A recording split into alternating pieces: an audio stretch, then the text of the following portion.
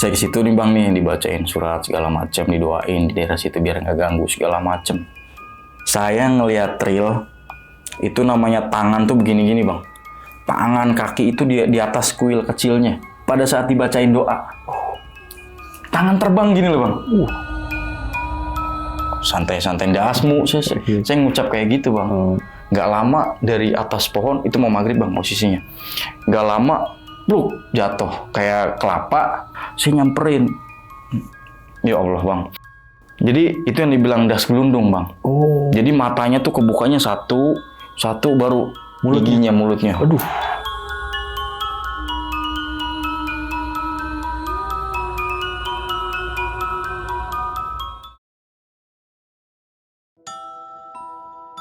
Assalamualaikum warahmatullahi wabarakatuh. Balik lagi nih di channel Kisah Tengah Malam bareng gua Saputro Kristiansyah. Seperti biasa nih, malam ini gua udah menghadirkan narasumber yang bakal menceritakan pengalaman mistisnya. Jadi narasumber gua ini mengalami kejadian horor saat pulang kampung ke daerah Tegal. Kita kenalan dulu, di sebelah gua udah ada Bang Rizky. Halo Bang. Ya, halo. Sehat Bang? Alhamdulillah sehat. Udah 2 kali nih Bang Rizky ke channel Kisah Tengah Malam ya Bang ya. Sebelumnya cerita tentang apa Bang? Rumah sakit. Rumah sakit Ya, di Jakarta Utara ya. Betul. Banyak yang nyepil tuh di komen itu, cuman banyak banget. Kita nggak bakal ngomong ya Bang ya. Siap. Oke. Dan sekarang Bang, ini kan lu lagi pulang kampung nih Bang ya. Iya. Ke salah satu desa lah di Tegal ya Bang. Di Tegal. Itu rumah istri berarti ya? Betul, rumah mertua sama istri. Oh, mertua sama istri. Oke. Kalau boleh tahu berapa hari tuh Bang? Di sana kurang lebih saya dari sebelum puasa sampai Lebaran 1 bulan lebih. Sebulan. 1 Berarti bulan. full itu Lebaran di sana apa? Iya, Puasa di sana. Puasa di sana, Lebaran di sana. Oke. Dan tadi kan sempat cerita sedikit nih Bang ya. Ada hantu tek-tek. Betul, setan tek-tek terkenalnya. Betul. Gua agak penasaran nih Bang. Itu setannya berbentuknya gimana sih Bang? Setannya itu jadi kalau di versi di sana itu ada 2 versi bang. Satu yang anak kecil kurus kering, dia ininya main tek-tek itu bunyi berarti. Jadi mainin dengkul gini, bunyi tek gitu. Itu saking cuma tulangnya. Si setan ini tuh saking cuma tulangnya doang. Iya. Jadi tek itu bunyi. Berarti dengkulnya ngadu gitu. Dengkulnya ngadu, betul, ditek-tekin gini. Nah sama setan endas gelinding. Setan endas gelinding. Betul, itu setan di sana terkenalnya. Berarti endas itu apa tadi? Kepala. Betul, kepala gelinding itu sempat ngejar. Bisa ngejar warga sampai gila, bahkan sampai ada yang meninggal di situ. Parah juga berarti ya. Berarti kalau endasmu berarti pala lo itu.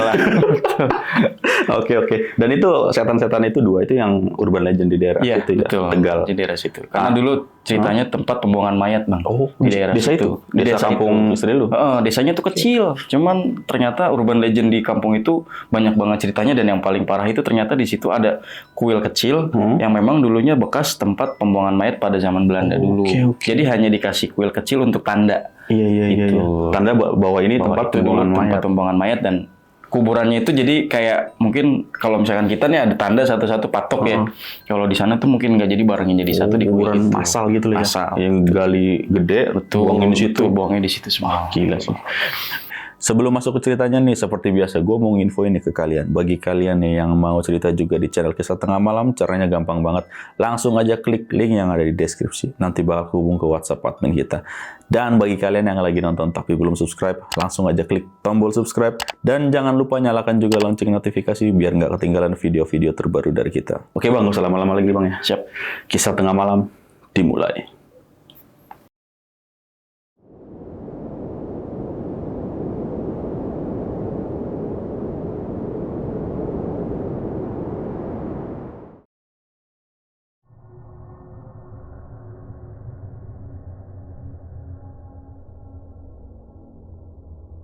Oke Bang, jadi gimana cerita itu Bang?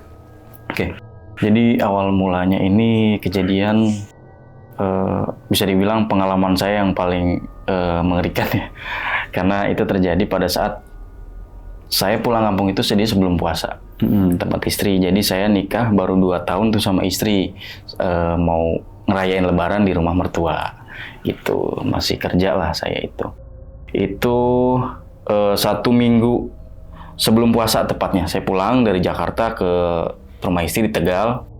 Jadi kalau di sana itu masih guyup bang. Jadi maksudnya kalau dalam acara atau mungkin ada sesuatu yang bisa dikerjain bareng, kita kerjain bareng. Gotong royong gitu. Betul, gotong royong. Betul. Jadi 3 hari, kalau nggak salah 3 hari atau 2 hari sebelum mau puasa, itu kita semua warga yang ada di situ wajib ngebersihin lingkungan. Itu ceritanya bakti sosial. Untuk di situ pokoknya dari wilayah ujung depan tuh kuburan bang, sampai ujung kampung belakang. Itu kalau nggak salah cuma ada 20 atau 25 rumah. Ini bisa dibilang kecil ya. Kecil. Jadi masuknya dari jalan besar ke dalam itu ngelewatin kuburan dulu kanan kiri, baru masuk ke kampung kami, kampung kita itu bang, betul di situ. Nah, yang paling terkenalnya di situ ada setan tek-tek sama setan das gelundung. Setan das gelundung itu yang paling ditakutin sih bang, di daerah situ. Jadi bisa bikin orang itu sampai gila, bahkan bisa sampai meninggal. Nah, awal mulanya di hari kedua sebelum puasa itu, jadi kita kan, saya sama di situ kan karena saya belum banyak yang kenal, jadi mungkin bisa dibilang teman saya cuma satu, ada Dias nih di kampung itu. Itu teman saya yang bisa dibilang bisa ngobrol bahasa Jakarta karena saya belum fasih banget bahasa Jawa pada waktu itu. Nah itulah, jadi 2 hari, ayo kita bikin ini yuk, 2 hari lagi mau puasa nih. Jadi warga di situ tuh semua, mau cowok, mau cewek, yang bisa dibilang bisa ada tenaganya, bantulah gitu tenaganya. Jadi kalau nggak salah itu hari Rabu. Ya betul, hari Rabu, karena waktu itu puasa hari Jumat. Jadi hari Rabu kita dari pagi, dari subuh nih udah diumumin, dari malam ngomonginnya. Jadi subuh ini kita udah habis sholat subuh, paginya udah siap semua nih, udah siap, ada yang bagian ngebersihin, bagian sapu-sapu, ada yang bagian nyabutin rumput dan segala macem. Jadi posisinya itu di ujung depan dulu nih bang. Ujung depan itu kuburan. Yang kuburan ini. Betul. Nah, saya sama teman saya Dias ini kan bisa dibilang udah pokoknya sebelahan aja saya sama dia. Karena yang lainnya itu kan saya bisa bilang nggak kenal, cuma nyapa aja Pak gitu. Kita ngebersihin dari depan dulu bang, ujung. Nah, dari situ ada perbincangan mengenai penunggu yang ada di situ. Nah, perbincangan awalnya si Dias ini yang udah ditinggal di situ bilang, "Bro, nanti kalau misalkan kamu diliatin setan ini jangan takut ya." Loh, emang ada? Wah, di sini bisa dibilang paling angker di desa kecil ini. Ini desa kecil, cuman di sana itu bekas pembuangan mayat. Waduh, dari awal cerita dia ngomong begitu saya udah pengen pulang sebenarnya. Cuman karena ini kewajiban, ya udahlah saya ikutin. Dia tuh jadi cuma ngomong sama saya aja. Yang lainnya bisa dibilang nggak dengar gitu, kita ngomong jauh-jauhan. Oh ya udahlah, saya pikir nggak mikirin yang lain, udah saya mikir udah kerja bakti aja gitu. Dimulai jam 9, jam 9 udah tuh kita bersih-bersihin dari ujung kuburan. Jadi mencar, saya ke sana sama dia, yang lain ke sana. Nah, saya itu posisi yang dekat kuil yang tadi saya bilang. Dekat kuil yang tadi itu saya dari jam 9 sampai jam 12. Itu istirahat. Nah, kita itu istirahatnya itu mencar kan, posisinya dari sana ada yang kiri kuburan, sebelah sini juga sama. Nah, saya posisi kan berdekatan terus sama si Dias ini. Cerita lagi dia di situ. Nih, bro. Jadi dia tuh nyeritainnya itu detail pertama, kedua nunjuk kuil yang itu. Saya di sini, dia di sini, jam 12 kita istirahat, udah ada minuman dingin segala macam, kita tinggal makan. Dia nunjuk. Nih, bro, tempat pembuangan mayat. Tempat pembuangan mayat yang dulunya kolonial Belanda. Dia nunjuk bang begini. Masya Allah. Saya sampai dalam hati, astagfirullahaladzim. Ya udah, kasih tahu, cuman nggak usah sefrontal ini, saya bilang gitu kan. Nih di sini nih dulu sering ada tangan gini jalan. Jadi kalau misalkan ada yang lewat nih di sini nih ngomong iseng, itu kakinya langsung dipegang begini, tarik gitu. Betul, di daerah sini. Nah, sekarang lu cerita begitu gua nggak tahu, ya kan? Nah, kalau misalkan saya lagi ngomong iseng, otomatis kamu nih sendiri yang saya bilang gitu kan. Enggak, gue mau ada warga sini biasa. Dia ngomongnya seperti itu. Selanglah beberapa saat sampai pada saatnya kita jam 1 mulai kerja bakti lagi. Kita masih tuh bang di daerah situ karena saya masih tugasnya kan pakai arit kecil tuh. Bahasanya kalau di sini kalau di arit kecil. Nah, bersih-bersihin tuh dari ujung situ sampai rumah pertama sampai rumah ke-5 kalau nggak salah. Itu jam 3 tuh asar bang. Jam 3 asar udah mulai nih saya ngerasa nggak enak. Jadi badan saya tuh di sini tuh berat nih. Badan saya tuh berat di sini. Bilang, "Yas, apa?" katanya. "Udahan dulu ya, gue capek," saya bilang gitu. "Kenapa?" "Badan saya berat." "Waduh, jangan-jangan lu diikutin." Saya tambah ditakut-takutin, bang. Ditakut-takutin. Waduh, saya bilang jangan ngomong kayak gitu, saya bilang. gue nih beneran nggak paham nih beginian. Saya bilang kan, saya duduk tuh bang, duduk nyender begini kan, saking beratnya tuh kayak di sini tuh gimana ya rasanya, kayak di pundak begini tuh nyengkrem terus gitu loh. Oh iya. Posisinya tuh kayak megang terus begini. Aduh, saya bilang ini mah beneran gak kuat. Gue Yas katanya, coba sini. Nah, sama dia dicoba nih di belakang pundak saya, terus digituin. Entah dibacain doa apa sama dia kan. Saya juga tetap baca bang dalam hati. Bismillahirrahmanirrahim, yang saya bisa saya baca qul huwallahu ahad, saya baca qul wa'udzubirabbinas segala macem. Tetap nggak hilang bang. Masih nyengkrem aja. Tetap nyengkrem. Nah, dia panggilin orang tua yang ada di situ, Mbah siapa waktu itu dipanggil saya lupa. Mbah, ini tolongin, pakai bahasa Jawa ya. Mbah tolongin ini si Rizky katanya ini belakang pundaknya berat. Waduh, emang kenapa? Pakai bahasa Jawa lah itu, saya bilang. Nggak tahu tadi pas dibersihin di situ katanya ini. Oh iya sebentar. Nah, saya didudukin tuh, direbahin, kaki dipanjangin gini. Ya kan, dibacain lah doa sama dia. Rasanya tuh kayak beneran ada yang mau nyabut bang. Oh iya. Itu baru Sabtu tuh saya ngerasa udah nggak enak tuh di situ tuh. Kayak ada yang nyabut badan saya begini. Lepas emang bener. Saya ngerasainnya tuh badan tuh kayak bener lepas dari cengkraman. Gimana sih rasanya? Ngeplong itu lepas bener ngeplong. Tapi lemesnya luar biasa bang. Lemes banget. Saya langsung lemes tuh di situ tuh. Astagfirullah, udah istighfar. Astagfirullahaladzim, saya dibacain tuh pas ajan asar tuh. Segala macam. Udah istirahat aja dulu di sini. Yas, emang tadi gimana ceritanya? Nggak tahu, orang si Rizky lagi benerin bersihin yang di situ, saya di sebelah sono. Emang ada ngomong ini nggak sesuatu katanya apa? Enggak sih, paling saya langsung buka obrolan di situ. Enggak mbah, justru si Dias dari tadi yang ngomongnya nggak enak di kuil di situ segala macem. Walah, jangan kesana-sana lah, dia bilang. Geseran aja sebelah sini, nggak usah dekat-dekat ke situ. Iya mbak, malah si Diasnya dari tadi yang bisa dibilang ngojok-ngojokin saya untuk ke situ. Jadi kan karena saya ini orang baru di kampung itu, masuknya jadi mungkin setan sana nyerangnya mungkin ke saya bang. Bisa dibilang seperti itu. Kenalannya betul. Saya tuh bang ituin. Dia ngomong pakai bahasa Jawa si mbahnya sama Dias. Bokan si Rizky ini di meluni setan kene gitu bahasanya. Iya. Pas saya, kalau agak itu mungkin agak ngerti tuh saya, saya diikutin sama setan sini, dibilang. Oh iya, ngerti tuh, dia agak geser jadi saya.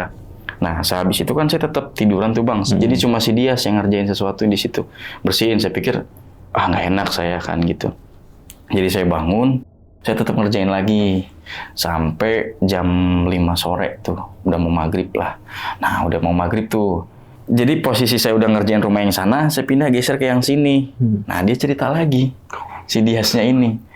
Bro, tadi kamu kayaknya biar kenalan sama setan sini, katanya gitu si Diasnya ini. Tetap bicara yang sama, saya bilang, udahlah nggak usah cerita yang gitu. Saya sampai dorong tuh dia tuh.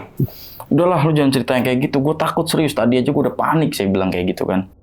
Dia bilang, udah lu santai aja, slow, nggak apa-apa di sini. Santai-santai, dasmu. Saya ngucap kayak gitu bang. Nggak lama dari atas pohon, itu mau maghrib bang posisinya. Nggak lama, jatuh kayak kelapa. Tapi hanya hitam, gelap, hitam warnanya. Ingat saya tuh. Nah, saya bilang Das tadi yang saya bilang tuh hitam. Saya lihat, saya langsung lihat sebelah kiri. Itu apaan ya? Jadi bikin penasaran bang. Iya. Soalnya pas lihat hitam tuh, saya nyamperin. Ya Allah bang. Jadi itu yang dibilang das gelundung bang. Oh. Jadi matanya tuh kebukanya satu baru mulutnya. Aduh. Tuh saya kalau ngebayangin itu beneran deh. Saya langsung mundur gini, langsung astagfirullahaladzim. Nggak lama saya lihat lagi, itu udah nggak ada. Hilang langsung. Udah hilang. Itu pertama kali penampakan das gelundung yang saya lihat di situ. Jadi pas saya bilang kayak gitu ke si Dias itu, dasmu, saya bilang kayak gitu, langsung jatuh dari atas. Gila. Itu saya langsung diliatin. Yang pertama itu tadi saya bilang yang mencengkeram itu pas dekat kuil, yang kedua saya langsung diliatin sama Das yang tadi itu. Saya bilang, langsung saya, Yas, aku udah nggak mau lagi, saya bilang. Saya udah nggak mau lagi, saya bilang saya mau pulang sekarang. Janganlah, nggak enak bareng-bareng aja, ntar sampai bentar lagi. Jadi kita sama-sama bareng di maghriban di surau. Kan waktu itu kan misola bilangnya surau. Udah tuh kita, saya nggak bilang tentang das gelundung ini ke siapapun, ke istri enggak, ke mertua enggak, saya cuma simpen bang dalam hati. Berarti si Dias nggak ngeliat ini? Si Dias nggak lihat. Jadi hanya saya, itu pun saya nggak cerita. Iya. Jadi pas saya bilang posisi dasmu itu saya langsung nengok ke sini karena ada jatuh. Pluk gitu. Oh iya. Hitam saya deketin, langsung astagfirullahaladzim. Itu dia juga mungkin nggak ngeh. Posisi saya masih sadar, terus saya cuma ngucap dalam hati, saya cuma merem. Saya cuma bisa baca doa yang saya bisa, saya buka mata, itu badan itu saya ngerasa kaku tuh nggak bisa gerak. Pertama saya dicengkram sama sesuatu yang ada di kuburan kuil, dekat kuil. Yang kedua saya diliatin sama setan das yang tadi tuh. Udah tuh saya ngerasanya udah pengen udahan tuh, udah pengen pulang, cuma si Dias bilangin ntar barengan. Oke, udah barengan tuh bang, kita pulang bang. Sampai saya ke kamar mandi aja takut. Masuk kamar mandi kan posisi rumah kan bisa dibilang masih desa ya, jadi masih bilik gitu. Ya, masih bilik, terus airnya juga saya masih nimba tuh. Saya masih nimba. Masuklah saya kamar mandi tuh sebelum azan 15 menit. Saya pokoknya pas mau maghriban disamperlah lagi sama Dias katanya, tapi ngomongnya bisik-bisik sama saya. Nanti malam ada acara katanya, ikutan lagi katanya. Saya udah bilang tuh sama istri saya nggak mau lagi, capek. Padahal tanpa saya ceritain yang tadi saya alami tuh, saya nggak ceritain. Cuman dia bilang, mungkin saya ngerasanya nggak enak karena saya bisa dibilang warga baru. Itu kan ya udah saya tetap ikutin. Jadi malamnya itu ada acara kayak syukuran gitu modelnya. Jadi cuman di tengah jalan. Jadi kan warga dari sini datang, sana datang, jadi kumpulnya di tengah-tengah. Jadi antara rumah yang sebelah sini ke tengah, antara dekat kuburan juga tengah. Gitu, jadi posisinya itu di tengah-tengah. Kurang lebih kalau nggak salah laki-lakinya sama perempuannya mungkin kalau saya hitung 50-an ada kali. Nah di situ tuh si Dias itu ngajak saya, habis maghriban datanglah ke situ kan, makan, ngobrol segala macam kan. Nah Pak RT yang ada di situ menceritakan dan ngenalin saya nih ceritanya gitu. Ini ada warga baru namanya Rizky, mantu dari ibu ini gitu kan, diceritain. Oh iya salam kenal, saya bilang assalamualaikum gitu sama warga situ. Nah warganya itu menceritakan sendiri bang tentang kampung ini. Gitu dulunya. Ini kampung tuh dulunya bukan kampung tapi kebun semua, hutan kecil bisa dibilang. Diceritain dari yang. Nah, saya di situ pas dia ceritain, saya tertarik untuk ceritain yang tadi saya dilihat tadi. Penampakan dan yang saya rasakan tadi, bang. Saya langsung tuh ngomong sampai izin, saya bilang, Pak, tadi saya pas lagi bersih-bersih sama Dias di daerah depan itu, saya tuh di sini tuh kayak dipegang, katanya. Saya bilang gitu kan sama RT-nya.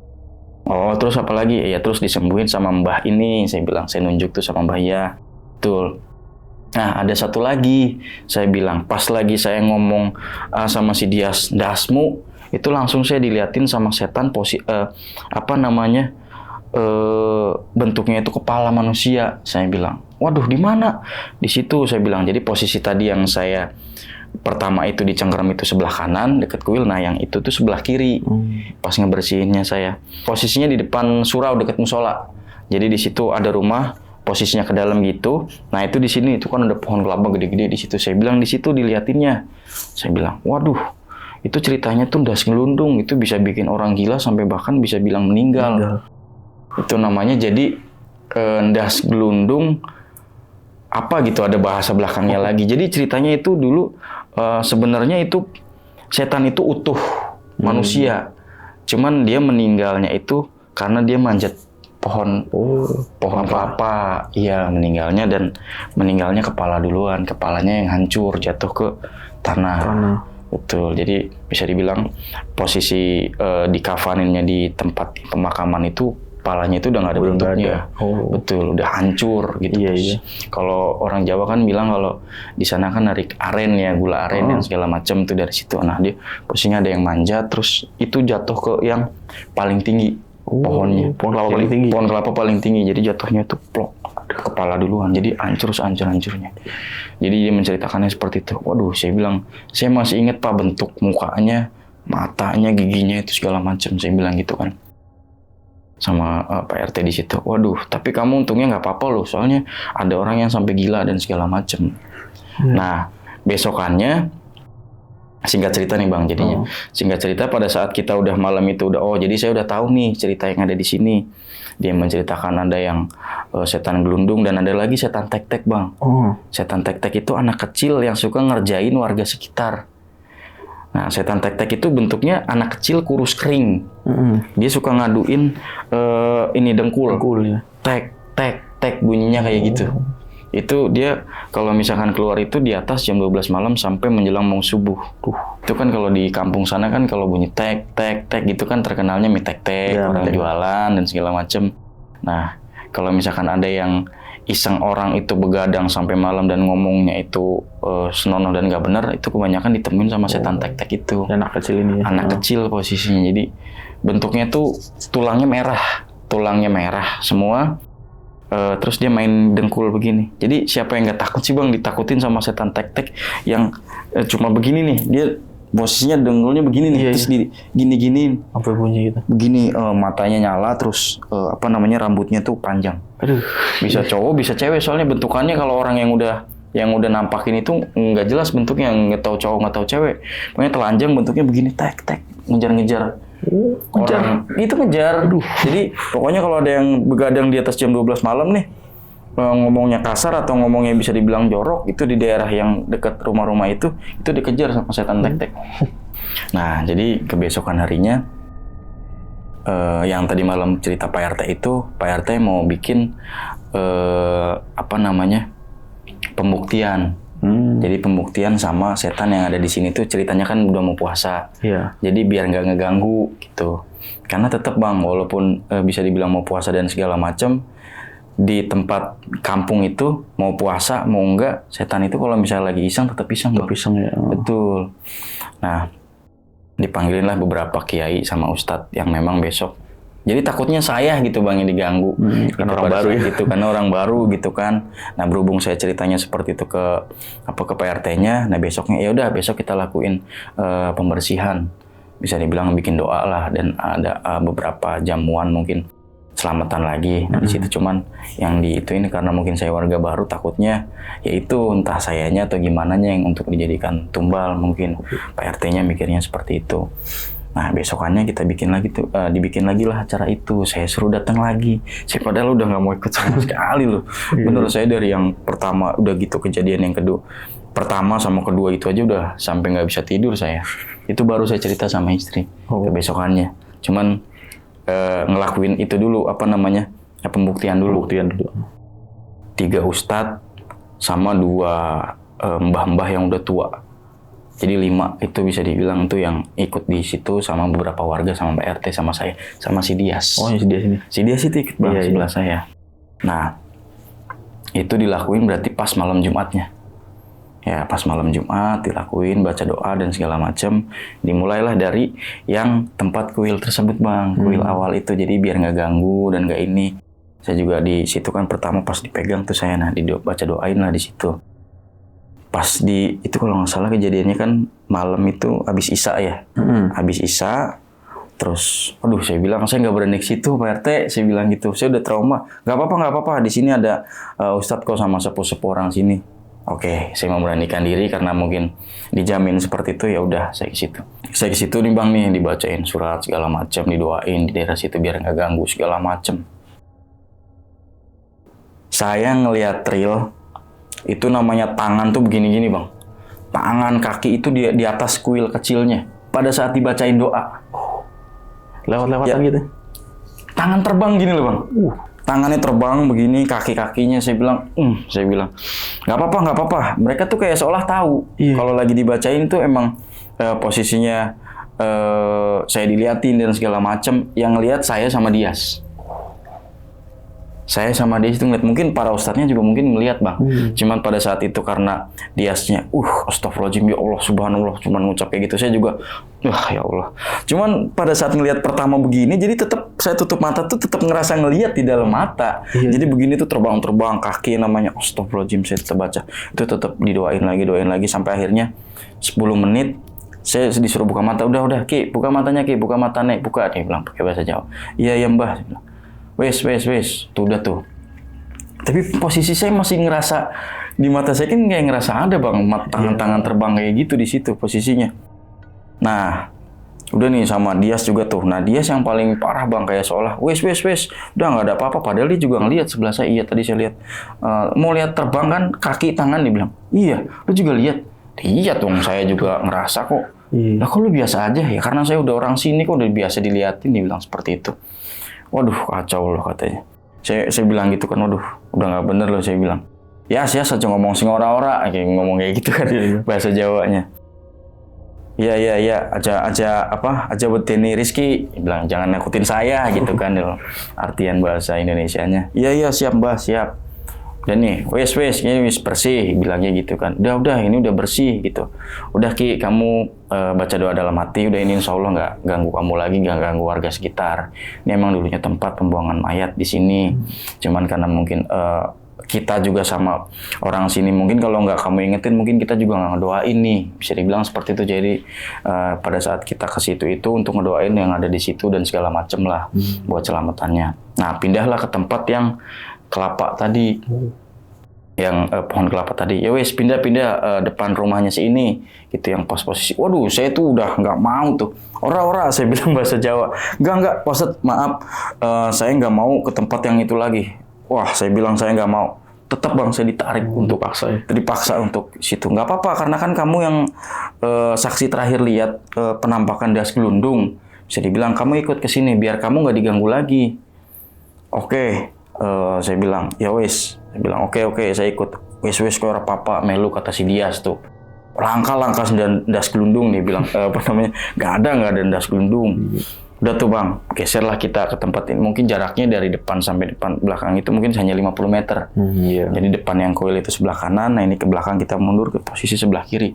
Saya langsung tuh di situ tuh sebenarnya nggak pengen ngomong apa-apa, nggak pengen ngerasain apa-apa. Di dalam hati itu cuma zikir, subhanallah, ya Allah, astagfirullah, la ilaha illallah segala macam Bang. Karena itu posisinya kayak bener-bener hening, kayak di atas jam 12. Karena gimana sih kampung itu kalau udah jam 8, jam 9 tuh orang udah tidur semua Bang. Udah sepi lah ya? Udah sepi banget, bener udah sepi banget. Apalagi bisa dibilang cahaya lampu tuh kurang. Jadi kalau udah jam 8, jam 9 tuh lampu depan bisa dibilang nggak ada yang on, tapi off semua. Waduh sepi banget, musola aja mungkin udah selesai Isya ya udah. Gitu. Udah nggak ada lagi udah nggak ada aktivitas, betul. Hanya kita tuh kalau nggak salah waktu itu 15-an orang lah mungkin yang ikut pembuktian sama baca doa untuk itu gitu kan. Sampailah kita di tempat yang di situ, di tempat yang dulunya ada orang mati dari jatuh itu dari atas ke bawah. Ceritanya doain lah ceritanya di situ. Nah dia situ posisinya di samping saya sebelah sini. Saya sebelah sini karena nggak mau deket lagi nih sama pohon yang tadi. Nah itu kan dibacain lah segala macam. Nah tapi kan mitosnya dibilang dulu biar ketemu setan gelundung itu harus pohonnya itu dibacok-bacok. Ya pohonnya dibacok-bacok, pohon yang paling tinggi itu sampai ketemu das gelundung. Nah jadi ceritanya kan ada yang kasih usulan, coba datengin katanya biar kita doain. Beda sama yang tadi di depan Bang, hanya didoain mereka udah nampakin diri tuh. Nah yang ini harus dibacokin dulu pohonnya. Biar dia nongol. Udah siap, ada yang siap bawa parang. Wes ayo coba bacok gitu kan. Dibacoklah langsung tanpa aba-aba. Permisi ustadznya juga sampai dari sono jalan dari sini. Bacok 1, 2, 3. Udah nih sampai kayak ngeluarin cairan gitu kan pohonnya. Mana nggak ada katanya. Bilang kayak gitu kan. Nah, abis dibacokin gitu, posisi parangnya itu masih nancep di situ, masih ditancepin gitu, udah sengaja. Udah kita bikin riungan di sini aja. Nah, bikinlah riungan di situ ceritanya kita. Jadi makanan udah ada yang ditaruh di situ sama ustadz itu sama RT-nya. Ya wes kita baca doa di sini aja gitu. Rizky, kamu juga Bismillah ya. Mudah-mudahan nggak ada apa-apa dan kamu nggak diliatin apa-apa lagi. Bilang seperti itu. Ya siap RT, saya bilang gitu kan. Saya masih tetap aja pokoknya merindingnya udah nggak hilang-hilang itu saya. Duduknya tuh di sebelah sini jauhan lah. Nah si Dias tuh dekat situ sama orang yang ngebacok itu. Berarti si Dias deketan sama pohon. Betul. Pokoknya cuma jarak mungkin 3 meter lah dari pohon itu. Atau 4 meteran lah. Nah kita bikin di situ api kecil-kecilan. Karena kan banyak banget nyamuk Bang. Kita bikin api di situ sama makanan di situ udah disambi sambil baca doa. Kita doa dulu lah. Doa itu kurang lebih 10-15 menit. Bacain surat Al-Jin, bacain surat ayat kursi dan segala macam lah ustadz yang di situ. Yang saya paham sih ya saya baca huruf doang gitu. Sebisa saya udah baca doa sebisanya, udah kita baca dan segala macam. Nah udah selesai baca doa kita ngobrol seperti biasa layaknya orang habis selamatan gimana sih. Ngobrol-ngobrol lah tentang yang ada di kampung ini itu seluk beluknya.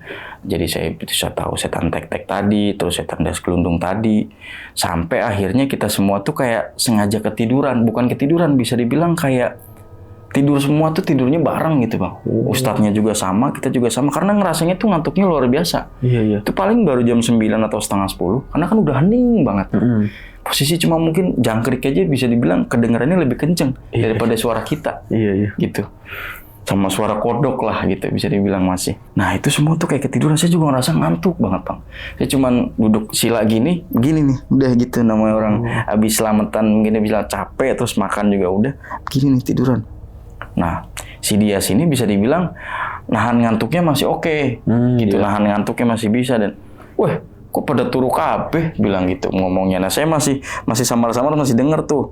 Dia tuh ngomong lagi bang langsung. Langka setan das gelundung nang kene. Ngomong kayak gitu bahasa Indonesianya kan nggak ada setan gelundung di sini. Bilang kayak gitu. Nah, orang yang bacokin tadi tidur padahal di sebelahnya dia. Nah, nggak lama pada saat itu jatuh. Kayak kelapa tadi yang itu saya langsung bangun gini. Wah, apaan tuh? Jadi si Dias itu ngelihat pertama begini. Disamperin, posisi seperti saya, Bang. Jadi pertama ngelihatnya itu kayak kelapa hitam gosong disamperin sama dia. Jadi posisinya disamperin sama dia, itu tuh kelapanya itu ngejar bang. Itu ngejar ke kepalanya. Iya. Ngejar beneran karena saya lihat. Ngejar beneran ke kepalanya si Dias itu sampai tolong. Tuh saya merinding lagi tuh. Merinding parah nih. Sampai dia bilang teriak tolong. Nah itu Ustadz pada bangun semua. Astagfirullahaladzim, itu semua kita ngelihat bang. Itu semua ngelihat itu sampai saya merindingnya nggak hilang tuh. Itu semua tuh kayak ngelihat semua. Wah, astagfirullahaladzim, ya Allah ya Rabbi. Itu bener-bener dia tuh ke kepalanya begini kayak bener-bener dikejar. Gimana sih kayak orang dikejar? Gak lama paling jarak dari sono sampai sini ada 10 meter kali ya. Saya bilang sampai dia pingsan tuh. Saya juga, saya lari bang ke belakang. Saya nggak berani itu mana gelap mana ini. Saya nggak tahu deh itu posisi saya kemana. Saya cuma lari. Nah, jadi kan karena saya waktu itu pulang bang. Saya pulang jadi saya gedor-gedor rumah. Oh tolong, bukan pintunya. Saya langsung pulang udah tuh. Saya langsung nggak inget.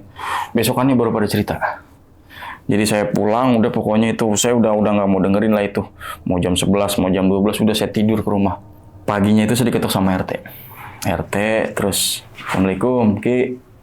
Iya kenapa Pak RT? Saya salaman. Maaf Pak RT semalam saya gini-gini. Ya udah nggak apa-apa. Semalam kamu tahu nggak ceritanya? Kenapa? Si Dias stroke. Bisa dibilang kayak orang gila. Buset. Karena habis ngeliat itu si Dias. Jadi mulutnya menceng sebelah gini bang. Aduh. Mulutnya menceng sebelah gini jadi kayak mati rasa kayak orang stroke. Jadi gara-gara mungkin dia ngomongnya nggak nggak sembarangan gitu, asal-asalan. Pada saat itu dia langsung diliatin dan itu memang benar-benar Pak RT juga ternyata ngelihat kan gitu. Saya juga ngelihat semalam, cuman yang ngomongnya itu mungkin asal-asalan dan ngomongnya ora beres itu kan ngomongnya nggak beres si Dias ini gitu. Jadi dia benar-benar dipantengin satu muka gini bang. Saya bilang ya Allah terus di mana sih dia? Saya tanya. Ada di rumah katanya, udah dibawa ke klinik tadi pagi. Dia bilang, cuman bilangnya itu stroke. Padahal ya semalam kan habis kejadian itu. Jadi dari situ dia ngeliatin saya cuman bisa gini. Ngomong gimana sih? Ya menyon gitu, dia stroke. Jadi semua ustadz itu ngeriungin bacain doa untuk si Dias ini gitu. Jadi yang dilihat sama saya pada waktu itu ternyata memang bener setan das gelundung. Itu beneran dan itu langsung kejadian sama si Dias pada malam pembuktian itu bang. Itu jadi ceritanya setan itu walaupun didoain seperti apa katanya apalagi kalau ada yang ngomong pasti disamperin sama dia didatengin gitu. Nah bukti nyatanya itu si Dias. Jadi siang paginya itu ustadznya datang semua kan ke rumahnya si Dias doain segala macam tapi tetap nggak sembuh. Jadi akhir cerita pohon yang paling gedenya itu bekas itu ditebang bang. Langsung ditebang. Itu ditebang. Ditebangnya pun perlu waktu bisa dibilang 1 hari. Lama juga ya? Lama karena didoain dulu dan ditebang itu nggak mempan bagian bawahnya kan diambil. Yang nancepnya itu bisa dibilang paginya itu hilang nggak ada bekas. Nancepan yang habis dibacok itu malam itu nggak ada bekasnya. Padahal ya pohonnya itu. Iya. Nah itu dihabisin, dibacain doa dan segala macam. Nih kita tebang nih pohonnya, ditebang habis tuh pohonnya. Nah jadi habis ditebang habis tuh kan tetap mereka berharapnya si Dias ini akan sembuh, tapi ternyata enggak. Si Dias itu Masih nggak stroke sembuh, ya? masih stroke. Itu pokoknya puasa udah 2-3 hari. Udah 2-3 hari puasa, tetap kita bikin doa, kita bikin acara selamatan dan segala macam. Si Dias itu masih Tetap stroke. gitu ya. Tetap masih stroke. Pokoknya jadi yang di wilayah itu dari depan posisinya bekas apa namanya tadi? Kuburan tadi, Kuburan sama bekas pembuangan mayat itu ya. tetap ada di situ, sama setan gelundungnya bisa dibilang itu masih melekat banget di desa itu. Iya. Sampai pokoknya yang kalau misalkan ada orang baru di situ, jangan malah dikasih tahu sama setan-setan yang tadi saya bilang. Karena kan saya langsung dikasih tahu. Jadi Sama kesuges si gitu Dias, ya? terus jadi suges sendiri, iya. jadi ke bawah sendiri, dan penampakan-penampakan yang saya lihat itu benar-benar real dan nyata. Sampai saya ngelihat itu si Dias sampai benar-benar diantemin Untuk mau kepalanya gitu. kepala, das gelundung benar-benar kepala hitam, gosong, matanya melotot, giginya itu ke sini darah semua. Aduh. Diantemin mata gini. Pertama ya mungkin shock, kedua langsung serangan Iya. itu Ke medis mungkin ke langsung kepala, lah betul jatuhnya. langsung ke medis mungkin dan segala macam. Iya.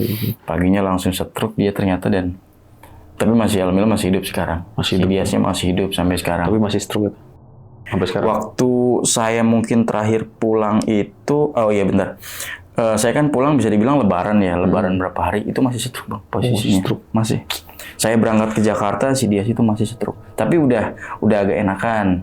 Bisa dibilang masih bisa jalan. Pokoknya saya masih ingat itu yang ada di situ tuh setan tek-tek, setan das gelundung sih yang paling parah, Paling sama parah itu. pembuangan mayat itu yang tangan kaki segala tangan macam. semuanya itu. Wah, itu beneran kacau banget. sih Bang. berarti. Bener. Nah, berarti yang setan si tek-tek ini belum pernah lihat langsung nih? Kalau setan tetik saya belum pernah lihat langsung. Alhamdulillah ya. Alhamdulillah. Jangan dulu deh, jangan lagi. Saya bilang udah 2 itu aja udah paling real, sampai sekarang masih kebayang. Saya setannya itu saya di cengkeremnya itu masih kebayang banget saya. Sama yang setan das gelundung 2 kali. Yang pertama saya lihat sendiri, mungkin abis itu saya mungkin baca doa dan dia langsung hilang. Nah yang keduanya ya si Dias itu sampai gila itu pokoknya ada di desa Tegal itu. Saya nggak mungkin ngomong di desa. Mananya itu ada desa terkecil ada di Tegal. Betul bang. Dan mungkin orang-orang Tegal tahu lah ya setan das gelundung sama. Saya rasa pasti tahu bang. Banyak Pasti tahu lah ya. Pasti tahu. Karena itu emang udah jadi urban legend. Udah sana. jadi urban legend di sana, betul. Oke. Dan yang lu tahu nih bang kan di desa lu ini pohon kelapa katanya kan ada yang meninggal tuh sih. Nah desa setan das gelundung ini ada nggak sih di desa-desa lain? Kalau yang di desa lain pasti bilangnya ada bang. Ada. Oh. Sampai yang tadi saya bilang satu RT itu kedengeran suara kuntilanak semua. Jadi mereka itu dengar semua suara kuntilanak. Nah itu gimana itu ceritanya? Jadi ceritanya itu kayak malam biasa aja. Cuman jadi ceritanya ada satu anak bayi itu yang bisa dibilang umur 7 hari baru lahiran ibunya. Terus anak itu tuh nggak berhenti nangis. Nangis mulu. Nangis terus, iya rewel terus. Nangisnya itu belum tengah malam kok, masih jam 9, jam 10, tapi karena saking heningnya, mungkin jadi warga pada nanya, itu kenapa nangis gitu kan. Nangis terus, bisa dibilang 1 jam lebih, iya. Nah warga semua jadi kayak kepanggil justru dari tangisan ini, karena kan masih jam 9, masih belum pada tidur, cuman mungkin udah tutup pintu aja gitu. Nah itu pakai bahasa Jawa kan, itu kenapa anaknya sini nangis mulu, nggak tahu nih katanya. Nah warga itu mungkin bisa dibilang udah pada keluar sama tangisan, itu suara kuntilanak melengking bang. Buset deh. Semuanya itu denger. Satu desa itu denger bang. Gila sih. Suaranya tuh merinding lagi kan. Suaranya itu melengking. Mungkin 2 menit ada bang. Suara melengking 2 menit. Kita dengar satu teriakan dan suara lengkingan kuntilanak aja kan bisa dibilang takut. Iya. Itu bisa dibilang durasinya itu lama. Gila, satu desa lagi dengerin. Satu desa didengerin. Kacau. Jadi bukan sorry ya, kalau di Google sekarang kan ngeliatin suara musang dan segala macam, itu bukan musang. Melengking, suaranya benar-benar orang ketawa dan itu panjang suaranya. Itu posisi ada di belakang rumah si ibu-ibu tadi bekas anak yang lahirin dan yang anaknya nggak berhenti nangis. Posisinya di belakang sana. Itu kan kebon bang kesana. Iya. Itu nggak berhenti tuh. Nah besokannya baru tuh pada ngobrol. Itu semalam kuntilanak denger nggak? Ya iyalah saya dengar, saya rumahnya di sini dan segala macam. Istri saya keluarkan. Iya dan nah yang anaknya itu yang tadi dibilang 7 hari baru 7 hari itu keluar lahiran. Anaknya itu jadi katanya anaknya itu meninggalnya lahirannya itu nggak wajar. lahirnya. Jadi lahirnya di Dukun Bayi. Dukun Bayinya itu nggak jauh dari desa situlah, cuman mungkin pindah ke desa lain sebelah. Di keluarinnya itu jadi belum waktunya, apa sih bahasanya Bang? Prematur. Prematur. Belum waktunya. Jadi baru 6 bulan apa 7 bulan gitu. Prematur. Prematur, betul. Dilihatin lah mungkin penghuni yang ada di situ, baru kan prematur tuh mungkin ya. Dilihatin sama setan yang ada di wilayah situ. Tertarik mungkin ya. Tertarik, nggak lama 1 bulan itu meninggal Bang bayinya. Aduh, bayinya itu meninggal. Itu masih bisa dibilang ibunya temannya istri saya. Gitu, mamahnya itu masih muda kok, anak orangnya juga mungkin masih usia 28 tahun. Gila. Anak pertama lagi. Kacau. Gitu, jadi kan dulu kan mungkin masih bisa dibilang nggak sepuskesmas itu kan mungkin jauh jaraknya dan mungkin nggak mobile seperti sekarang ini gitu kan. Jadi mungkin yang ada di desa dekat ya adanya Dukun Bayi. Langsung ke situ dan aja. Mulesnya ini mungkin kalau bahasa sekarang medisnya mulesnya masih mules pembukaan keberapa gitu ya kalau yang saya tahu ya. Tapi langsung ditarik sama Dukun Bayinya, dikeluarin paksa sama Dukun Bayinya. Jadi jatuhnya prematur. Prematur, betul. Oke. Nah, itu di hari ke-7 nangisnya nggak berhenti, suara lengkingan kuntilanak itu yang saya, istri saya, mertua saya dengar semua. Nggak bisa bayangin itu. Nggak bisa bayangin. 2 menit. Kurang lebih 2 menit. Kurang lebih 2 menit. Ya? Karena kan pagi-paginya kita pada ngumpul, pada ngomong. Semalam itu ceritanya tuh suaranya tuh panjang loh, ngomong pakai bahasa Jawa kan segala macam. Iya loh, saya juga dengar segala macam. Ceritanya tuh kayaknya dari rumahnya si ini deh, belakangnya ini.